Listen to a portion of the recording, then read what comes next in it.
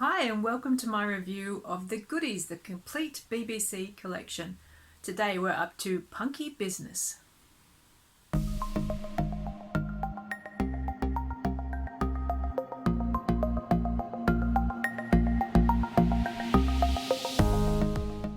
The Goodies musical act, The Little Laddies, is deemed too nice in the era of punk, so the boys decide to try to move with the times. Hoping to win the love and approval of trendy columnist Caroline Cook, Tim tries to push the boundaries and become the next trendsetter. But can he go far enough? This is another strong episode with a lot of highlights. I enjoyed the fun references to Rock Follies, the popular rock-themed series of the late 70s. Now this episode starts off with a real bang. The boys are performing the song Shiny Shoes.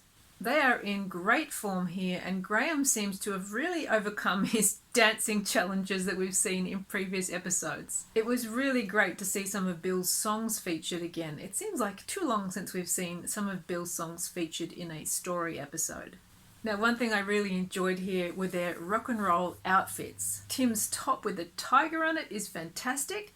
And I was thrilled to see Graham wearing the fantastic shirt that Bill had worn so well in Goodies Almost Live, the black shirt with the sequin musical notes on it. And Bill indeed wears the same shirt later on in the episode. Something that really made me laugh was Graham calling Bill a bitch. Once again, we see the police being portrayed as the Goodies musical groupies. I was wondering if this is perhaps having a little dig at themselves for having such a clean and wholesome image. Now, another surprise in this episode for me that I do not recall from earlier screenings, and perhaps you can tell me in the comments if you agree or if you think something different is being said, was you can clearly see the interviewer who's being bleeped saying the F word, but then later in the interview it does appear that he actually calls Tim, you sick... And it's not really bleeped out. Is this what I'm hearing? Did I hear this correctly? Or is he saying something else?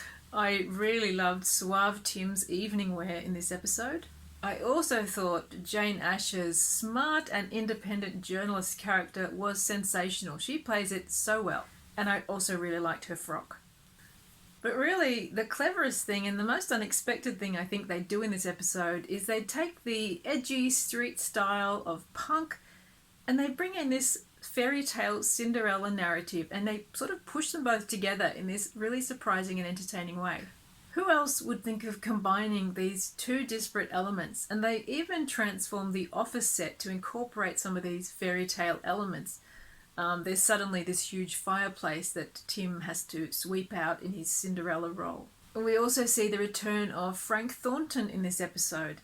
And in my mind, this episode is sort of linked with Farm Fresh Food, as they both feature Frank Thornton, they both feature weird restaurant scenes.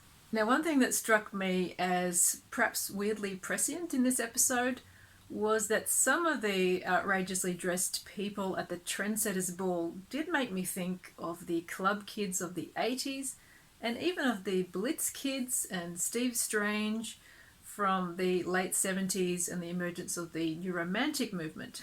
What might have seemed like comedically outrageous guesses about the direction fashion trends would take weren't actually so far off the mark. Another thing that I thought was interesting in this episode is that it does bring in some of the political dimensions of punk as a form of protest.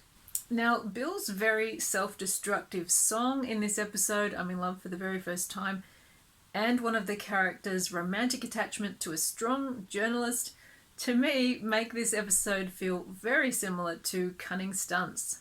And both feature Bill trying to kill himself. This musical number is really great, and I wondered, have we ever heard Bill sing in such a low register before? Another aspect of this episode that I found quite interesting is that it does seem to bring in some ideas around the gender fluidity that had emerged in popular culture movements like glam and then punk and the New Romantics. They kind of nod towards this in a comedic throwaway line when Frank Thornton says, my lords, ladies and AC/DCs. But they do actually take it further. There's a really joyful moment when Graham and Bill dance together at the ball. And then there's the whole gender-reverse Cinderella story. I also noticed that Bill is constantly calling Tim a slut in this episode. Now, I don't remember seeing men called sluts in any shows of this era, and very rarely even now. They take this a little bit further again when someone refers to his, her, or its identity, which of course in today's climate does make you think about gender fluidity and the idea of people being non-binary. Now, did they intend us to think about these concepts? I don't know, but it's hard not to see them when you watch it today. Now, the ending really did make me laugh out loud, and I did find it a bit shocking in that it has implications that I completely failed to grasp as a child watching the show. But this does take some of the awkwardness out of the idea of them all marrying the same woman. This episode's guest stars included the fantastic Jane Asher, who I particularly love from her role in The Mask of the Red Death with Vincent Price, and also in the magnificent sci-fi horror film, The Stone Tape, which is well worth watching if you have never seen it. Also appearing were Frank Thornton, Michael Barrett, Patrick Moore, and Roland McLeod. This was another really strong episode with no flat spots, lots of laughs, and some interesting social commentary. The past 3 episodes for me have been a triumphant return to form for the goodies, and perhaps even a bit of an expansion on the position they are at in their peak in earlier episodes. The fact that they are playing with their structure, their format that they've relied on in the past, to me shows that their interest had really returned to the show, their focus has returned in a very strong way. I hope you'll join me next time when we move on to an episode that I do not remember very well at all. It's called Royal Command. I hope I'll see you then. Bye.